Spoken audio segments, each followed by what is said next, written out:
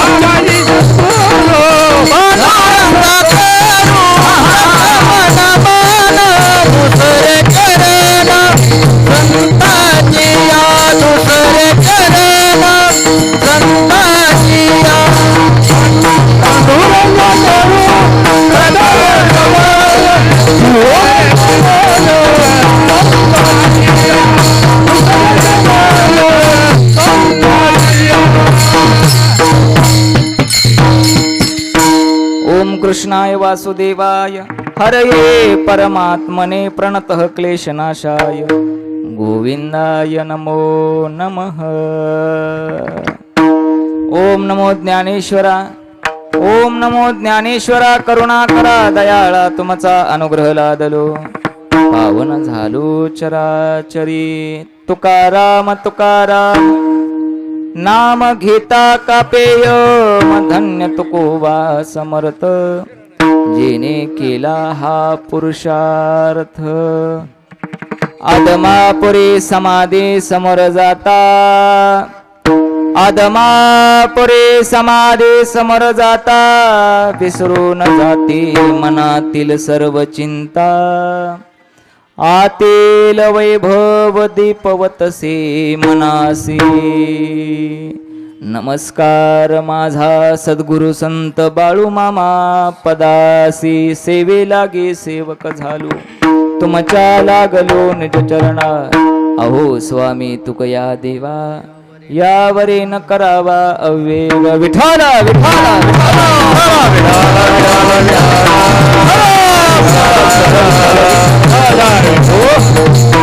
संत कृपा झाली इमारत फळा आली. ज्ञानदेवी रचिला पाया, उभारले देवालया. प्रस्तुत प्राप्त प्रसंगी भगवान परमात्म्याच्या सेवेकरिता घेतलेला अभंग. अनंत कृपा सिंधू विश्ववंदे विश्वसंत सकल संत शिरोमणी. वारकरी संप्रदायामधील असलेले एक संत, त्यांचं नाव असं बहिणाबाई. या बहिणाबाईंचा 6 चरणाचा अभंग आज सेवेकरता घेतलेला आहे. अतिशय अभंग गोड आहे. या अभंगातून बहिणाबाई संताची जर कृपा जर झाली तर आपली जीवनरूपी इमारत आणि आपला प्रपंच देखील सुद्धा उभा राहू शकतो. याचं सविस्तर चिंतन आजच्या अभंगातून बहिणाबाई महाराज करतात. विठ्ठल विठ्ठल.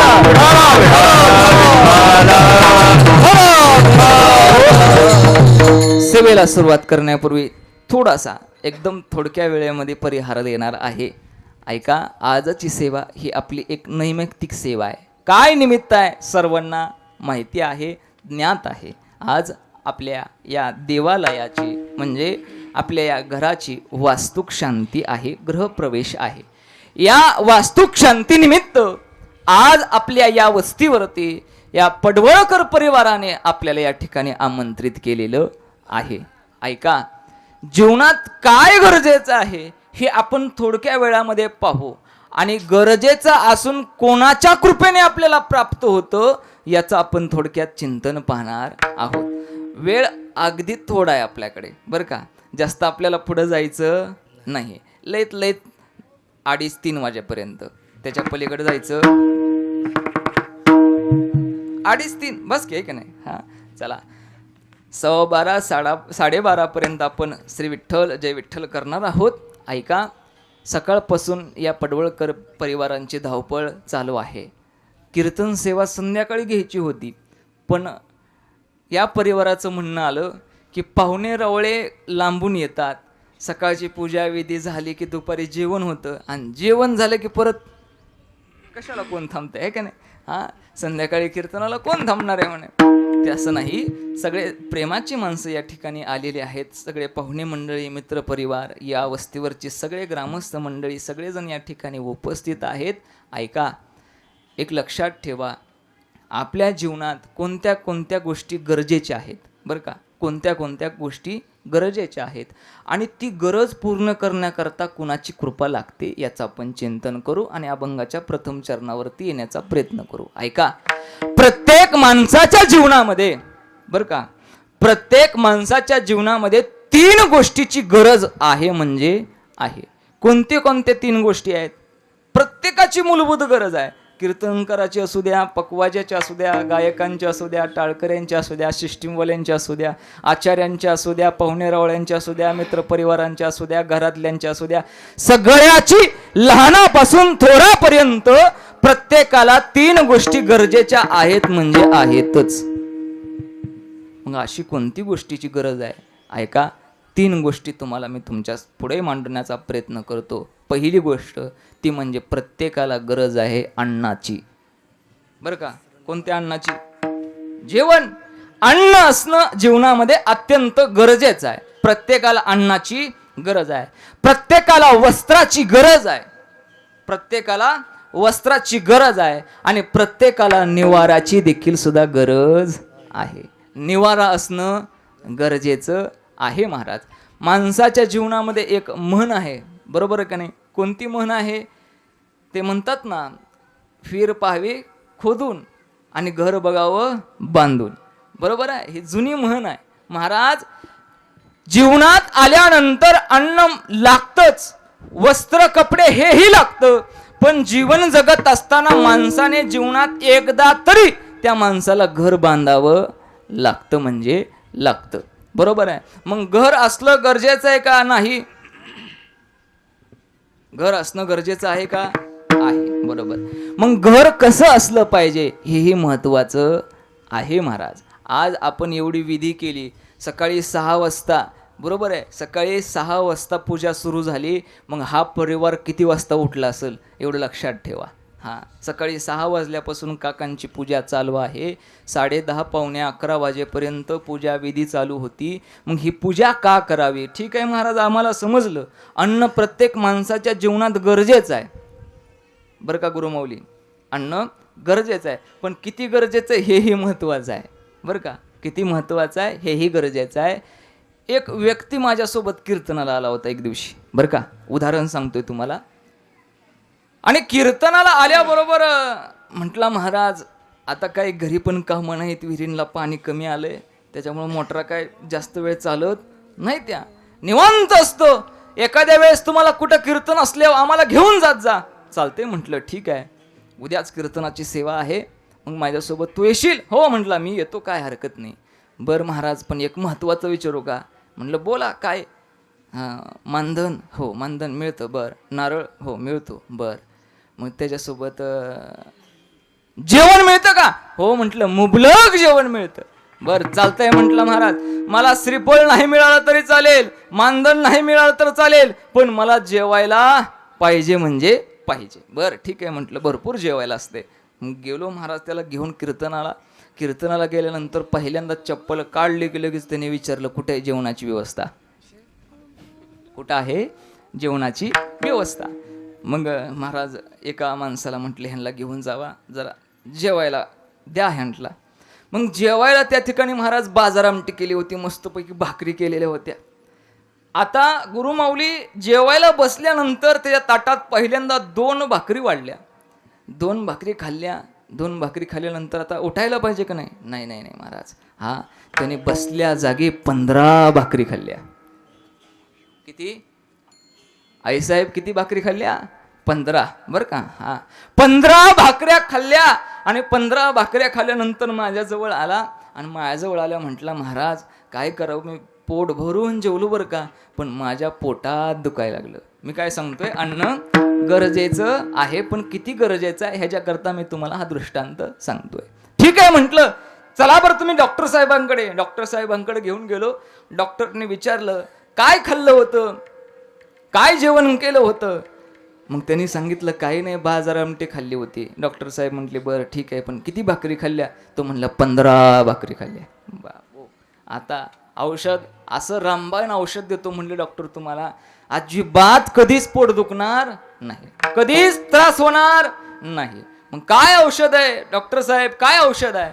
मग त्यावेळेस डॉक्टर साहेबांनी औषध त्यांना एक सांगितलं की सकाळी 2 भाकरी खात जा बरं का, दुपारी 2 भाकरी खात जा आणि संध्याकाळी 2 भाकरी खात जा. म्हणजे दिवसाच्या किती भाकरी झाल्या?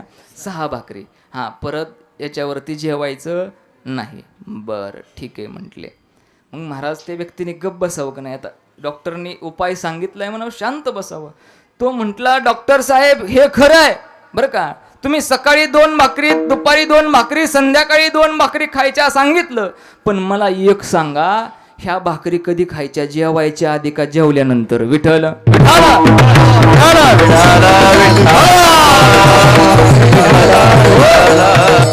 प्रत्येक माणसाच्या जीवनामध्ये अन्न हे गरजेचं आहे, पण किती गरजेचं आहे हे प्रत्येकाने ओळखलं पाहिजे. हा, अन्न गरजेचं आहे, वस्त्र गरजेचे आहेत, कपडे गरजेचे आहेत. हा, मग ते कसे का असना, साधे असू द्या, स्टारचे असू द्या, लॉन्ड्रीतले असू द्या, कसे का असना, पण कपडे असणं गरजेचं आहे.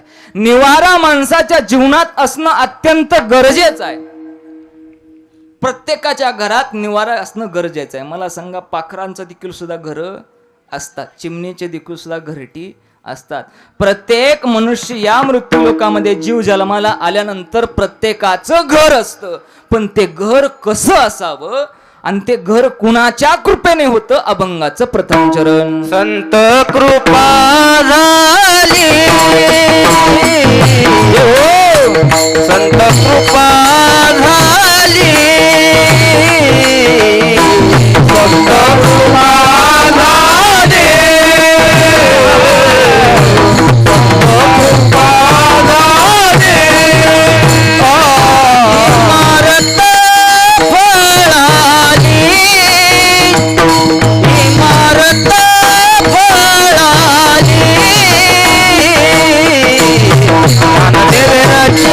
पाया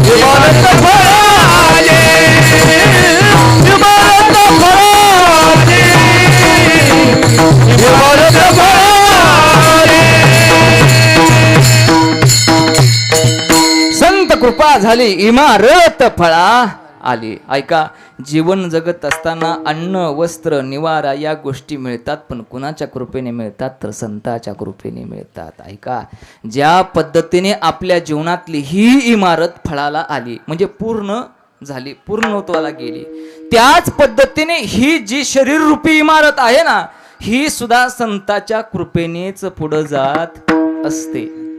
एवढं लक्षात असू द्या. कृपा असणं अत्यंत गरजेचं आहे. मग ती संताची कृपा आपल्यावरती झाली की आपल्या जीवनात अन्न वस्त्र निवारा भरपूर मिळतं, आणि संताची कृपा झाली की ही जी शरीररूपी इमारत आहे ना, ती सुद्धा व्यवस्थित चालते. म्हणून संगत संतन की करले जन्म का कचु सार्थक करले. म्हणून संताची संगत करा आणि संतांची कृपा आपल्यावरती करून घ्या. चला, ही इमारत आज पूर्ण झाली, पूर्णत्वाला आली, इमारत फळा आली. मग मला सांगा, ही इमारत पूर्ण झाली, ठीक आहे महाराज, आम्हाला समजलं इमारत पूर्ण झाली, त्याची वास्तुक शांती आम्ही केली, पण ही वास्तुक शांती का करायची, कशामुळे करायची, याची गरजच आहे का? आता प्रत्येक कीर्तनात तुम्ही सगळे महाराज मंडळी सांगत आलाय वर्षश्राद्ध करावं, वर्षश्राद्ध करावं, पण वास्तुक शांती करावी कशामुळं, त्याची गरज आहे का? आहे गरज. कशी गरज आहे मी तेही सांगून जातो. ऐका, ज्या वेळेस आपण घर बांधायला काढतो त्यावेळेस पहिल्यांदा आपण भूमिपूजन करतो, जागेचं पूजन करतो. त्या जागेचं पूजन का करायचं? जागेचं कळते ना, समजते ना? हा, जागेचं पूजन का करायचं? पाया खांदायच्या वेळेस आपण ब्राह्मण बोलवतो, ब्राह्मण बोलून त्यांच्याकडून विधी करून आपण त्या ठिकाणी पूजन करतो, आणि मग आपण पाया खांदायला सुरुवात करतो. हे करायचंच का? बरं का, पहिला मुद्दा, त्याचं कारण सांगून जातो. ऐका, जी आपली जागा आहे, बरं का, जी आपली जागा आहे, या जागेच्या खाली, बरं का, यापूर्वी पाठीमागच्या वर्षामध्ये, पाठीमागच्या शतकामध्ये काय घडलं आहे, किंवा कोणत्या तरी व्यक्तीला त्या ठिकाणी दहन दिलं आहे का, अग्नी दिली आहेत का, कुठला एखादा प्राणी त्या ठिकाणी पुरला आहे का, हे कुणाला माहिती नसतंय. बरं का, त्यामुळे आपण त्या भूमीतले दोष जाण्याकरता सगळ्यात पहिल्यांदा भूमिपूजन करतो, आणि ते करावंच लागतं. भूमिपूजन झालं, बरं का, भूमिपूजन झालं, आपण पाया खांदतो, आणि पाया खांदल्यानंतर महाराज आपण त्या ठिकाणी महाराज जे आपले खांब आहेत, जे आपले प्लेयर आहेत, ते प्लेयर उभा करायला चालू करतो. मग प्लेयर उभा करायला काय काय लागतं? काळी माती, प्लेयर उभा करायला काळी माती, लाकडं, सुतुळ्या, नाही काय चुकलं काय? काय काय लागतं पुरुष वर्ग? काय काय लागतं? सिमेंट लागते. बोलत चला, काय गावातलाच कीर्तन कराय. बघा, सिमेंट लागतं, बरोबर आहे, वाळू लागते, खडी लागते, बरोबर, लोखंड लागतं, तारा लागतात, अजून काय काय लागतं? विटा लागतात, बरोबर आहे, सगळ्या गोष्टी लागतात. पण ह्या सगळ्या गोष्टी असून गौंडी नसला तर शक्य आहे का? नाही शक्य. मग या गोष्टी करत असताना ते सिमेंट कुठून आले याचा सुद्धा विचार करावा लागतो, बरं का. जी वाळू जी आली आहे ती वाळू कुठून आली आहे याचा देखील सुद्धा विचार करावा लागतो. जे लोखंड आले ते कुठून आले, कसं तयार झालंय, त्याच्यातून काय दोष लागला का, कुणाचं रक्त त्या लोखंडाला लागलेलं आहे, किती दोष त्या लोखंडावर चढले असतील याचा देखील सुद्धा विचार करावा लागतो. सगळ्या गोष्टीचा विचार करावा लागतो महाराज. मग त्या सगळ्या गोष्टीमध्ये दोष असतो कुठपर्यंत? ऐका, पुढे सांगतो तुम्हाला कुठपर्यंत दोष राहतो. ते आपण पूर्ण घर बांधतो, विठ्ठला माती कुठून आणली जाते, त्या सगळ्या गोष्टीचा दोष जाण्याकरता आज आपण या ठिकाणी वास्तुक शांतीसाठी उपस्थित आहोत. ऐका, ब्राह्मण काका येतात, ओम श्री वास्तुदेवाय नमः या मंत्राचा जप करतात. या वास्तुदेवाची उत्पत्ती कुठून झाली, हा वास्तुदेव नेमका कोण आहे याची सगळ्यांनी विचार करायची गरज आहे. म्हणजे आहे विठ्ठल विठ्ठल.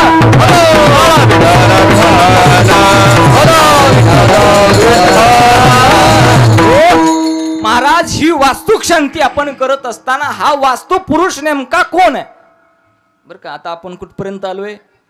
दोष कसे काढायचे, प्रत्येक गोष्टीत दोष कसे असतात, ह्या गोष्टी तुम्हाला आता समजलेल्या आहेत. हे दोष जाण्याकरता आपल्याला वास्तुपुरुषाची पूजा करावी लागते. पण वास्तुपुरुष हा नेमका जन्म कसा झाला आणि त्याची उत्पत्ती कशी झाली हेही बघणं अत्यंत गरजेचं आहे. जरा जड वाटते का हो आईसाहेब? जड वाटतंय सांगणं, समजतंय ना? लक्षपूर्वक ऐका, मी कीर्तन झाल्यानंतर प्रश्न विचारतो बरं का. आणि ज्याने उत्तर दिलं नाही बरं का, ज्याने उत्तर दिलं नाही त्याला मी सगळं पाकिट देऊन टाकतो. बरं आहे की मी महाराज आहे का? उत्तर नाही दिलं तर नाही दिलं, बरं झालं, तुमचं पाकिट आम्हाला मिळतं आहे का नाही? हां, आता कसे हसून बघा. हां, वास्तुपुरुष हा नेमका उत्पन्न झाला कुठून याचं कारण सांगतो, याचं उत्तर देतो. ज्यावेळेस भगवान शंकर महादेव युद्ध करत होते, अंधकासूर नावाचा एक राक्षस होता, त्या राक्षसाचा वध केला कोणी? महेश महाराजांनी. महादेवाने, शंकराने वध केला. आणि शंकराने वध केल्यानंतर त्या शंकराच्या घामामधून एक पुरुष जन्माला आला, एक राक्षस जन्माला आला. त्याचं नाव आहे वास्तुपुरुष. बरं का, लक्षात ठेवा, ध्यानात ठेवा. त्या महादेवाच्या, शंकराच्या घामामधून त्या वास्तुपुरुषाची उत्पत्ती झाली. आणि वास्तुपुरुष ज्यावेळेस जन्माला आला त्यावेळेस अंधकासूर नावाच्या राक्षसाचा वध झाला होता.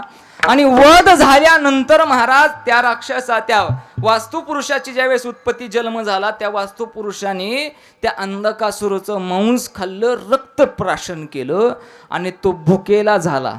बरं का, भुकेला म्हणजे काय? सदाना कदा भूक लागते, सदाना कदा भूक लागते, असा तो महाराज वास्तुपुरुष त्या ठिकाणी सगळ्या लोकांना खाऊ लागला.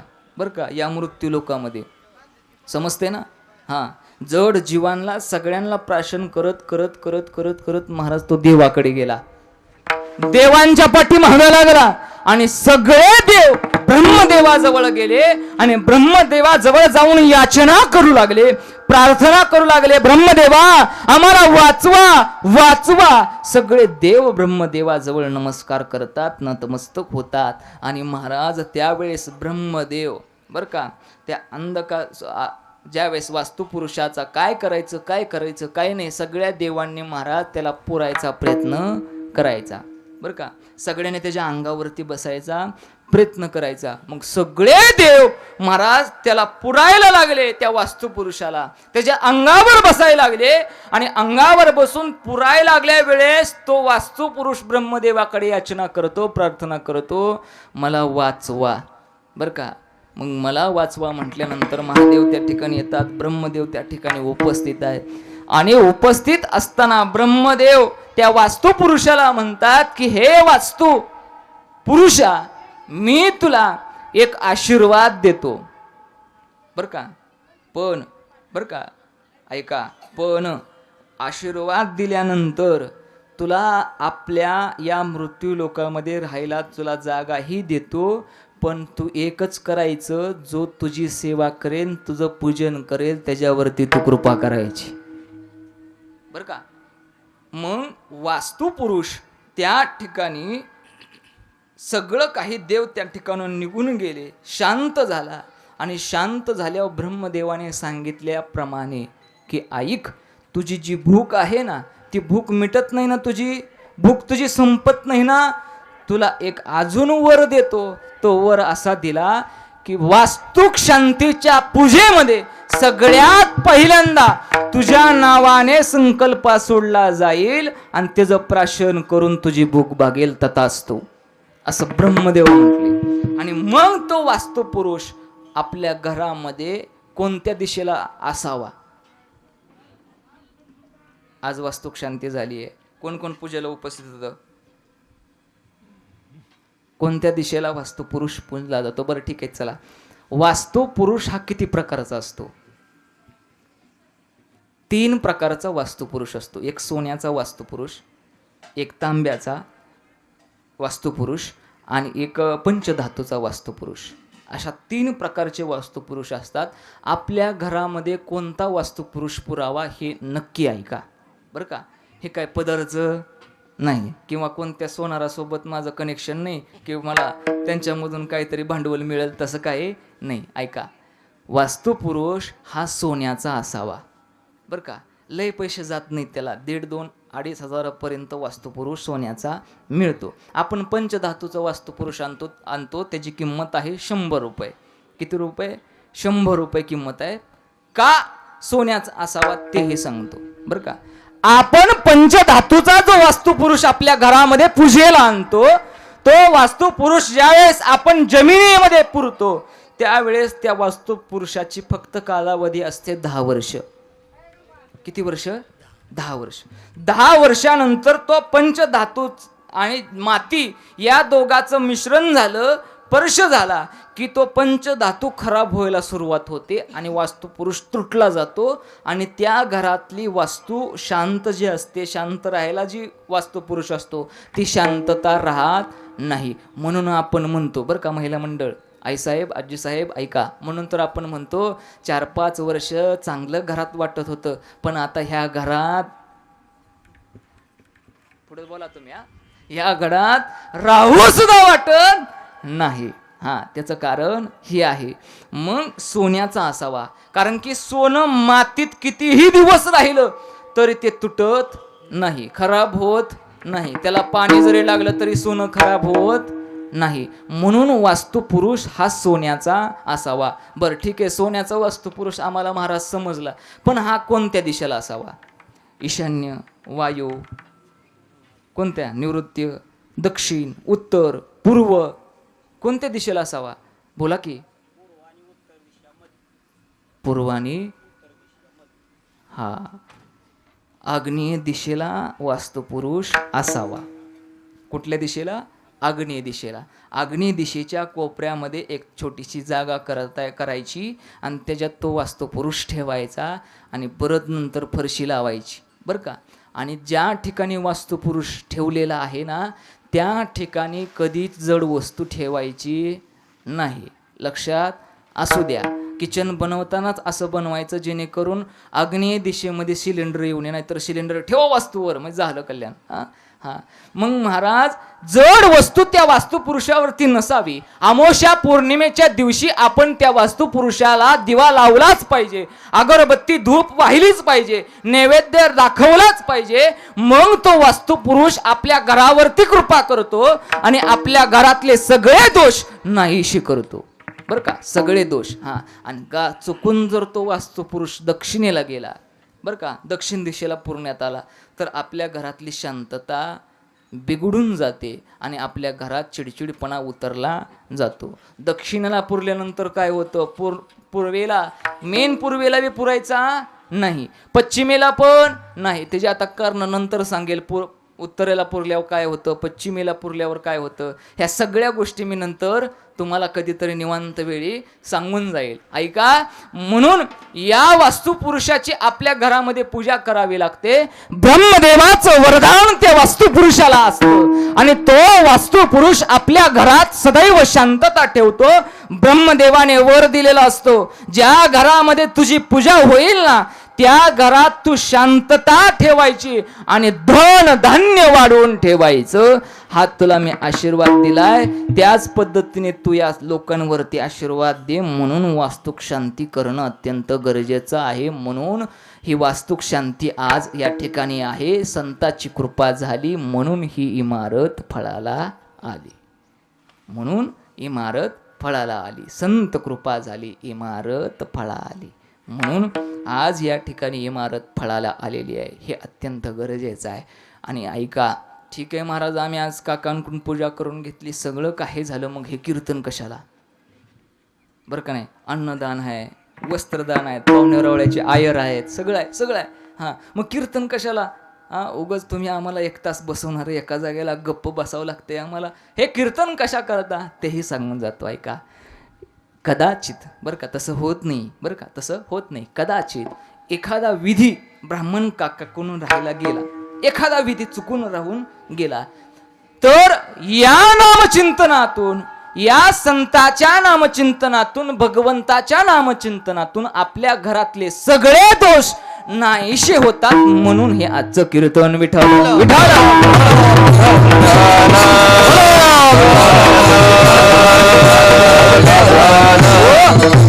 ऐका, ज्या पद्धतीने आपल्या जीवनात 3 गोष्टीची गरज आहे, अन्न वस्त्र निवारा, त्याच पद्धतीने आपल्या घरामधील सगळ्या गोष्टी फळाला येण्याकरता, सगळं फळ आल्यानंतर, घर इमारत पूर्ण झाल्यानंतर ही वास्तुक शांतीही करणं गरजेचं आहे, कीर्तनही करणं गरजेचं आहे. मग मला एकच प्रश्न तुम्हाला विचारायचा आहे, हे सगळं होतं कोणाच्या कृपेने?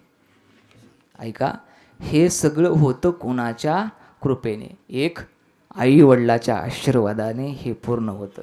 आई वडिलाच्या आशीर्वादाने पूर्ण होतं.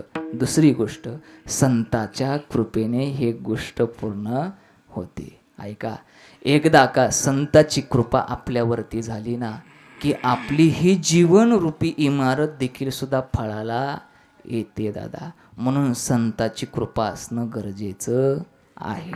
मग कोणत्या संताची कृपा असणं गरजेचं आहे?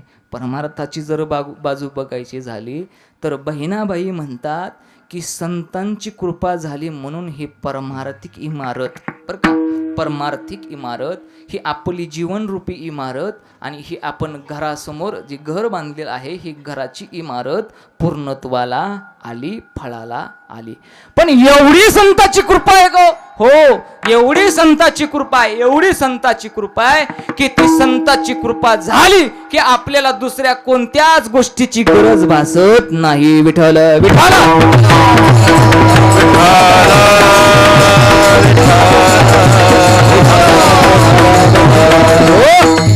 अहो, प्रत्येक संताची कृपा आपण पाहू शकतो. कुणाची कृपा आपल्यावरती झाली नाही? जगद्गुरु तुकोबरायांची आपल्यावरती कृपा आहे, ज्ञानोबरायांची आपल्यावरती कृपा आहे, नाथ महाराजांची आपल्यावरती कृपा आहे, सद्गुरु संत बाळूमामाची कृपा आपल्यावरती आहे. प्रत्येक संताची कृपा आपल्यावर आहे, पण आपण जाणून घेत नाही महाराज. ऐका, ज्ञानोबरायांची काय कृपा आहे? ज्ञानोबरायांनी सुंदर असा अमृतासारखा ग्रंथ ज्ञानेश्वरी आपल्याला आपल्या हातामध्ये दिला, पण आपल्याला तो ग्रंथ वाचायला वेळ नाही. नव्हे नव्हे तो ग्रंथ आपल्या घरात ठेवायला वेळ नाही, बरं का. तो ग्रंथ आपल्या घरात ठेवायला वेळ नाही. मला सांगा, या मंडपामध्ये श्रोते वर्ग आहे, कुणाकुणाच्या घरात ज्ञानेश्वरी आहे? माफी मागून बोलतो, हां, बोलिलेले कोरे वेडे वाकुळे उत्तरे या आधाराने मी तुमच्या पुढे बोलण्याचा प्रयत्न करतो. खरं सांगा, ज्ञानेश्वरी कुणाकुणाच्या घरात आहे? वा, 1 2 3 4 5 6 7 8 10 15 20 50% लोकांच्या घरी ज्ञानेश्वरी आहे. हां, मग 50% लोकांनी येणाऱ्या एकादशीला पंढरपूरला जायचं आणि ज्ञानेश्वरी आणि गाथा घेऊन यायचं, बरं का, नक्की. आणि महेश महाराजाला देऊन जायचं. तसं नाही, आपल्या घरात तो ग्रंथ ठेवायचा. रोज एक तरी ओवी ज्ञानोबरायांची आपण वाचली पाहिजे, एक तरी ओवी या जन्मात आल्यानंतर अनुभवली पाहिजे, नाहीतर काहीच उपयोग नाही. हां, कितीतरी वेळा जन्माला आला, किती जरी वेळा गेला तरी काय उपयोग नाही. एक तरी ओवी किमान आपण जीवनात आल्यावरती अनुभव त्या ओवीचा घेतला पाहिजे. ज्ञानेश्वरी आपल्या घरात ठेवली पाहिजे. मग घरात ज्ञानेश्वरी असावी. संताची कृपा आहे, ज्ञानोबरायाने एवढा सुंदर अमृतासारखा ज्ञानेश्वरीचा ग्रंथ दिला. अहो, माझ्या जगद्गुरु तुकोबारायाने हिऱ्यासारखा अनमोल ग्रंथ आपल्याला दिला हो, पण आपल्याला तो ग्रंथ वाचायला माथा जाग्यावर नाही. तो गाथा देखील सुद्धा वाचला पाहिजे. जीवन जगत असताना, बरं का, जीवन जगत असताना ज्ञानेश्वरी आणि गाथा वाचत असताना तुम्हाला जीवन कसं जगायचं हे 2 ग्रंथ शिकवतात. अहो, नाथ महाराजांना भागवत, एवढा सुंदर भागवत ग्रंथ आपल्या करता दिला, तरी आपण भागवत वाचत नाही, ज्ञानेश्वरी वाचत नाही, गाथा वाचत नाही. त्याचं वाचन केलंच पाहिजे. ऐका, एवढी कृपा आहे. अहो, सद्गुरु संत बाळूमामाची कृपा काय आहे? अहो, प्रत्येक भक्तावरती बाळूमामाची अशी कृपा आहे, अशी कृपा आहे. एकदा का सद्गुरु संत बाळूमामाची कृपा झाली ना की बस, आपल्याला काहीच लागत नाही. पण या संतांची कृपा होण्याकरता आधी चांगलं माणूस होता आलं पाहिजे, चांगलं माणूस होता आलं पाहिजे. एक वाक्य तुमच्या पुढे मांडून जाईल, ऐका. आपण जे दिवस काढलेत ना ते नेहमी लक्षात ठेवा. आपण जे दिवस काढलेत ते नेहमी लक्षात ठेवा. सुंदर चेहरा एक दिवस म्हातारा होणार आहे, सुंदर चेहरा एक दिवस म्हातारा होणार आहे.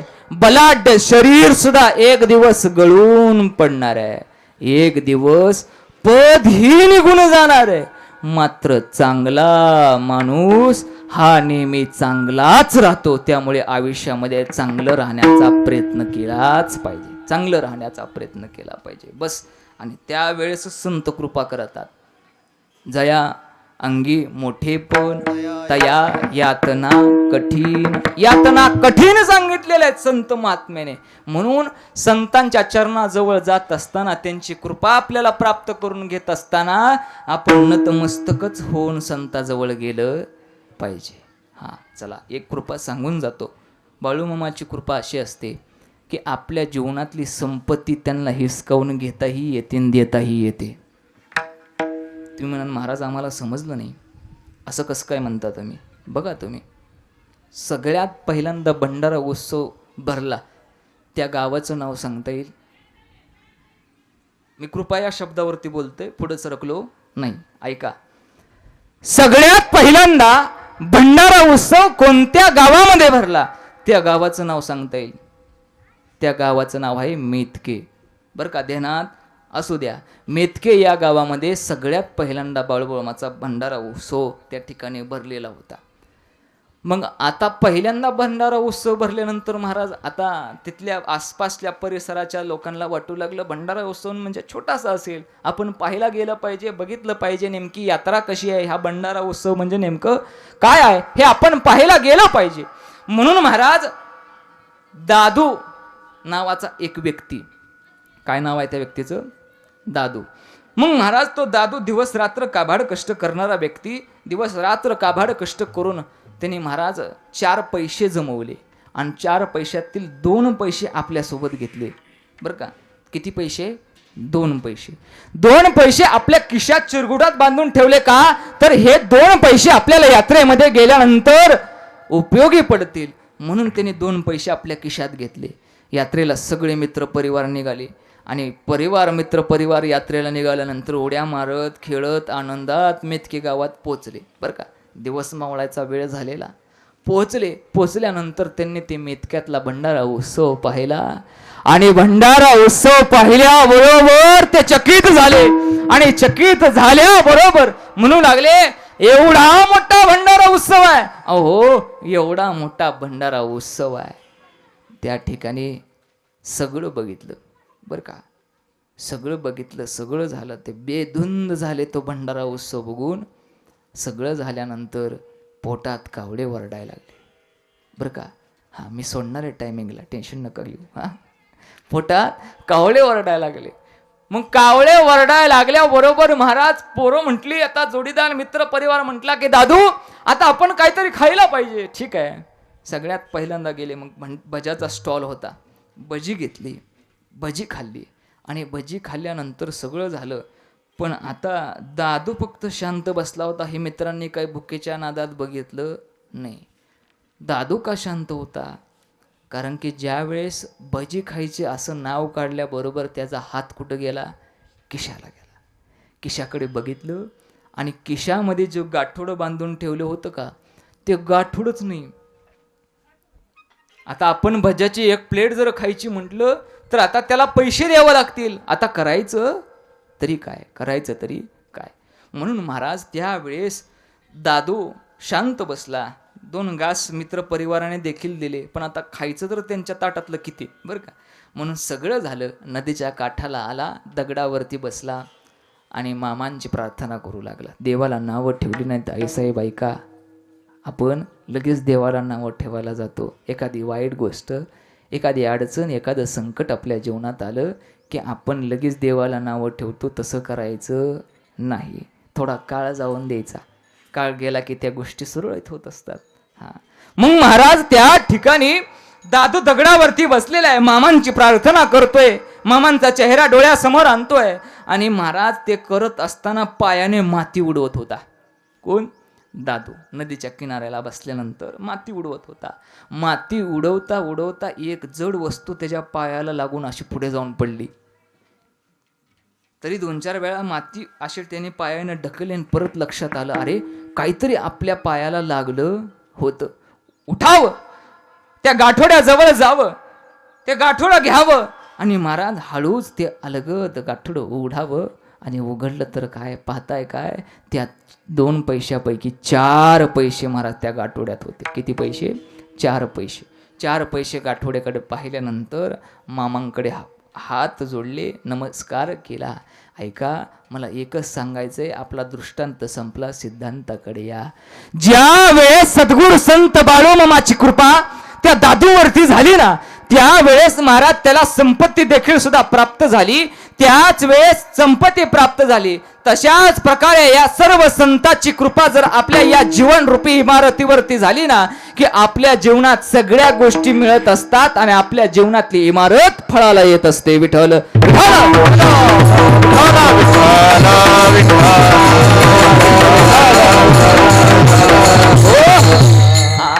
म्हणून या वास्तू पुरुषाला ज्या पद्धतीने आशीर्वाद दिला आहे ना, ज्या घरात तुझी पूजा होईल, ज्या घरावर तुझी कृपा राहील, त्या घरात धन धान्य संपत्ती आरोग्य समृद्धी सगळं काही राहील. मग संताची देखील सुद्धा कृपा आपल्यावरती असते.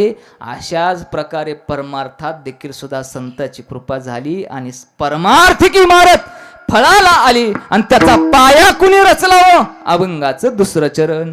ज्ञानदेव रचना पाया, ज्ञानदेव रचना पाया. श्रीराम. ज्ञानदेव रचना पाया, ज्ञानदेव रचना पाया.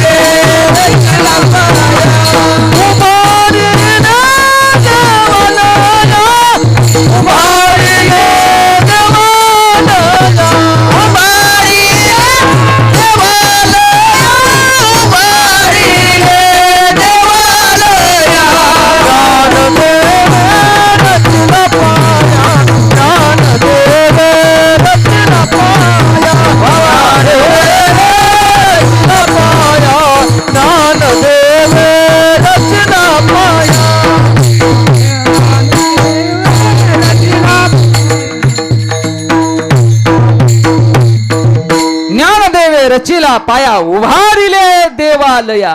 आपल्या जीवनातलं हे घर जे आहे ना, हे देवघरासारखं असतं महाराज. म्हणून त्या घरामध्ये बरं का, आपण गेल्यानंतर जेवण जगत असताना बरं का, घरामध्ये शांतता ठेवली पाहिजे. अत्यंत गरजेचं काय आहे? हा ऐका, जीवनात तुमच्या मुबलक पैसे असतील बरं का, मुबलक संपत्ती असेल, मुबलक धन सोनं नाणं सगळं काही असेल, पण त्याच घरात जर शांतता नसेल तर काही उपयोगाचं नाही महाराज. 10 तोळं सोनं जरी असलं, 50 करोड रुपये जरी खात्यावरती बँक बॅलन्स असला आणि त्या घरात जर शांतता नसेल तर काहीच उपयोगाचं नाही. म्हणून हे देवालय आहे, हे देवघर आहे, त्या पद्धतीनेच घरात वावरलं पाहिजे, राहिलं पाहिजे. आणि घरात देवघर असणं गरजेचं आहे. लोक सहज म्हणतात, महाराज तुमचा बंगला झाला. हो झाला. किती बाय कितीचा हॉल काढला? काही नाही म्हटले, एक 25 बाय 35चा हॉल. वा, लय मोठा हॉल झाला की हो, भरपूर मोठा हॉल झाला. बेडरूमच्या रूमा 15 बाय 15च्या बेडरूमच्या रूमा काढल्यात. किचन 18 बाय 19चं किचन काढलंय. बर, एवढं सगळं भारी भारी बांधलं. आणि देवघर ते काय तिथं भिंतीवर अडकवले. आपण असं सहज बोलून जातो दादा, पण त्याच घरात देवघराला देखील सुद्धा जागा असली पाहिजे. देवपूजे करता रूम असल्या पाहिजेत. मला सांगा, बऱ्याच वेळा कीर्तनाला जाण्याचा प्रसंग आला बरं का. बऱ्याच वेळा बाहेर असं मोठ्या मोठ्या माणसांच्या भेटीगाठी देखील सुद्धा झाल्या. त्यांच्या घरी गेल्यानंतर, त्यांच्या बंगल्यात गेल्यानंतर मी सहज विचारलं, का हो दादा किती कोटी रुपयाचा बंगला आहे? तो सहज बोलून गेला, महाराज एक 5.5 ते 6 कोटी रुपये माझ्या बंगलेला गेले. आणि ही सत्य घटना आहे बरं का. 5.5 ते 6 कोटी रुपये माझ्या बंगलेला गेलेले आहेत. बरं ठीक आहे. मग मी सगळं घर फिरलो. सगळं घर फिरून झाल्यानंतर मी एका जागेवर शांत उभं राहिलो. का शांत उभं राहिलो असेल? कारण की एक रूम अशी होती, त्या रूमचं नाव होतं देवघर. काय होतं? देवघर. मी दादाला विचारलं, दादा या देवघराला किती खर्च झाला? ते सहज बोलून गेला, महाराज 21 लाख रुपये मी नुसत्या देवघराला खर्च केला आहे. किती लाख? 21 लाख. आणि आपण कितीचं देवघर आणतो? असू द्या, 2100 रुपयाचं का असं, आपण देवघर असणं गरजेचं आहे. मग घरात त्या देवाकरता जागा पाहिजे. ते देवालय जे आहे ना, ते आपल्या घराला देवघर असल्यानंतर पूर्ण होतं. आणि ज्या घरासमोर तुळशी वृंदावन आहे, त्या तुळशी वृंदावनाने ते देवालय होतं. काय होतं? देवालय. ज्याच्या घरात नाही देवघर बरं का, ज्याच्या घरात नाही देवघर, ज्याच्या घरासमोर नाही तुळशी वृंदावन, ते घर नाही, मशानभूमी आहे. विठ्ठल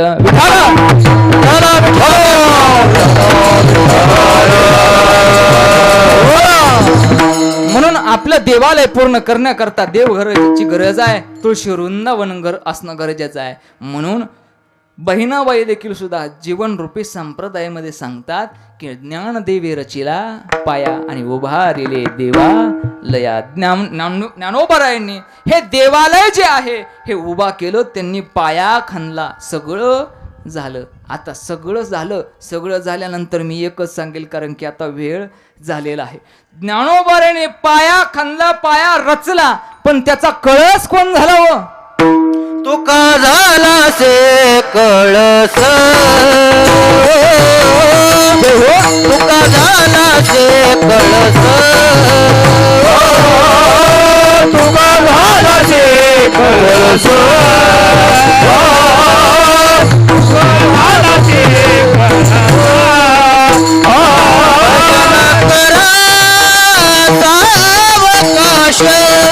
भजन करा सावकाश, ज्ञानदेव रचिला पाया,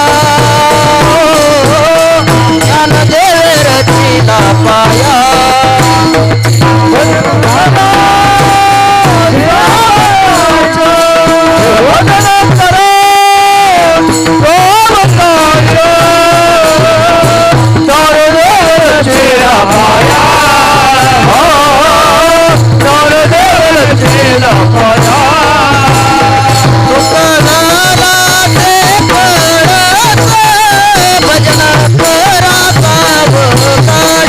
हरि बोल.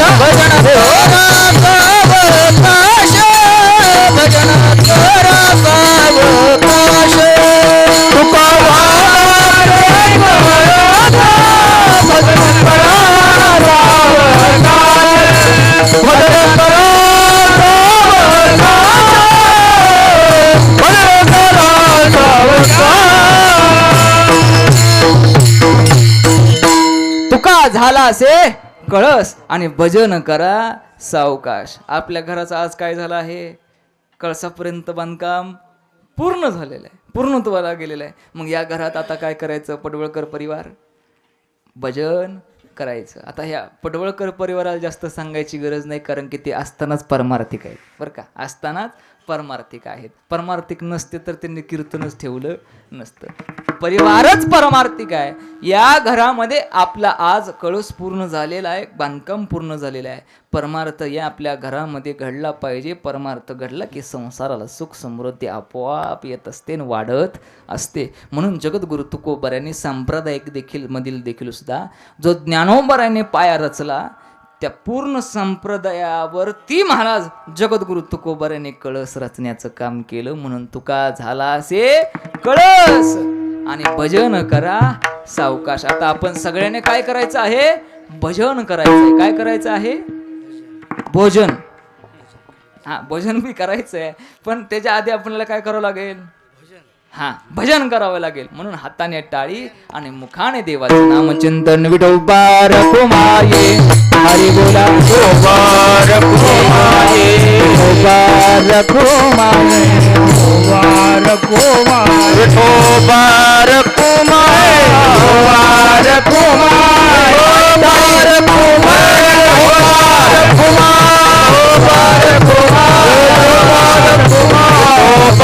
विठोबा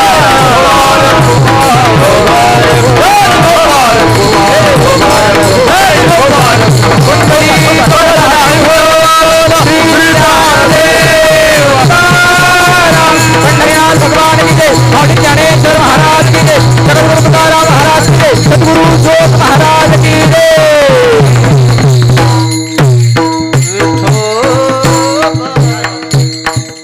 हा, आता भोजन करायला आपण तयार झालो. म्हणजे आधी भजन केले आहे आपण. आता भजन केल्यामुळे आपल्याला भोजनाचं आमंत्रण मिळालं, प्राप्त झालं. म्हणून ऐका, जगद्गुरु तुकोबाराय कळत झालं, सगळं ठीक आहे. पण बहिणाबाई काय करतात, बहिणाबाई काय करतात, फडकवती ध्वजा आणि निरोपणा केले ओझा अभंगाचं शेवटचं चरण. बहिणा फणक वृत्ती ध्वजा, बहिणा फणक वृत्ती ध्वजा, वहिनी मनाती फडकती ध्वजा, बहिणी मनती फडकती ध्वजा, बहिणी फडकती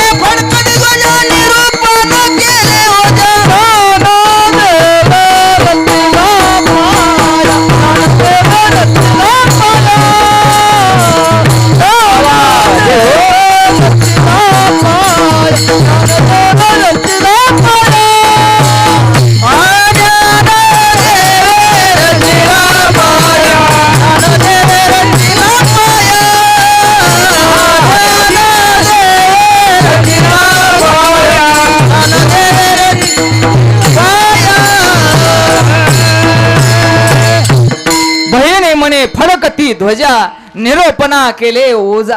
महाराज आता आपल्या घरावरती ध्वजा फडकतीये, वारकरी पताका फडकत आहे. पूर्णत्वाला झालं आपलं घर, पूर्ण झालं. आता या घरामध्ये कोणतेही दोष नाहीत, म्हणून ही वास्तुक शांती असते, एवढं लक्षात असू द्या. बर चला, आता आपला वेळ झालेला आहे. 12:20 झालेले आहेत. लय पण पुढं जाण्यात काही अर्थ नसतो दादा. मग ऐका, संत कृपा झाली इमारत फळा आली, ज्ञानदेवे रचिला पाया उभारिले देवालया. आज आपलं हे देवालय पूर्णत्वाला झालं, पूर्ण झालं. म्हणून ऐका, ही वास्तुक शांती करायची असते. वास्तू पुरुष कुठून जन्माला आला हे तुम्हाला मी सगळ्यांना सांगितलं, लक्षात नाही आलं? परत चालू करायचं का? पुन्हा एकदा चालू करू. हा, जेवल्यावर झालं मग आपण म्हणतात जेवल्यावर चालू करू. हा, हे लक्षात राहिलं पाहिजे तुमच्या. ठळक ठळक सांगतो आणि कीर्तन संपवतो. शंकर महादेवाच्या घामातून वास्तुपुरुषाचा जन्म झाला. वास्तुपुरुष हा अग्नेय दिशेला पूजा करून, त्याची अभिषेक करून, त्याचा सगळं करून त्या अग्नेय दिशेच्या कोपऱ्यामध्ये वास्तुपुरुषाला आपण त्या ठिकाणी स्थानापन्न जागा दिली पाहिजे. त्या वास्तुपुरुषावर जड वस्तू ठेवायच्या नाहीत. अमावस्या पौर्णिमेच्या दिवशी त्याला दिवा दाखवायचा, नैवेद्य ठेवायचा आणि नैवेद्य ठेवून त्याचं दर्शन घ्यायचं आणि त्याला एकच प्रार्थना करायची की हे ओम श्री वास्तुदेवाय नमः. बरं का, ओम श्री वास्तुदेवाय. हां, चुकीचं म्हणू नका बरं का, हा दोष लागतो. हां, मी विचार 4-5 दिवस काकासोबत फिरत होतो. म्हणलं चला आता वास्तुक शांतीचं कीर्तन म्हणल्यावर थोडंफार एखादा 2-4 मंत्र तरी आलं पाहिजे. वक्रतुंड महाकाय सूर्यकोटी समप्रभ निर्विघ्नं देव सर्व कार्येषु सर्वदा. उजव्या डोळ्याला पण लावा, डाव्या डोळ्याला पण लावा. हाय का, असं असतं ना. हां म्हणा, हां असतो म्हणलं की कुठं पाणी टाकायचं, त्या सगळ्या गोष्टी विधी तुम्हाला माहिती झालं असेल. पूजा करत असताना असतो म्हणलं की पाणी कुठं टाकायचं, सगळ्या गोष्टी माहिती आहेत. मग महाराज त्या पद्धतीने महाराज आपल्या वास्तूची आपण पूजा करून आपल्या घरामध्ये त्याचं दर्शन घेऊन देवघरामध्ये ज्ञानेश्वरी गाथा ह्या सगळ्या गोष्टी आपल्या घरामध्ये असले पाहिजेत. त्या देवघरावरती भगवान परमात्म्याची मूर्ती असावी. तुमचा तो देव आवडीचा आहे, ज्याची भक्ती तुम्हाला करावीशी वाटते, त्या भगवंताची मूर्ती आपल्या देवघरावरती असावी. रोज त्याच्यावरती पूजा सगळं काही असावं आणि सगळ्या गोष्टी आपण केल्या पाहिजेत. ज्या पद्धतीने आपल्या जीवनात हे घर उभं राहिलं आहे त्याच पद्धतीने प्रार्थना करायची की भगवंता आता माझ्या 3ही गरजा पूर्ण झाल्या. अन्न झालं, वस्त्र झालं, निवारा झाला, सगळं झालं. पण या जीवनरूपी समुद्रातून तरुण जाण्याकरता परमार्थाचं घर देखील सुद्धा माझ्या या शरीरात उभं राहावं, एवढीच देवाकडे प्रार्थना करायची आणि जीवन जगण्याचा प्रयत्न करायचा. ज्ञानेश्वर माऊली.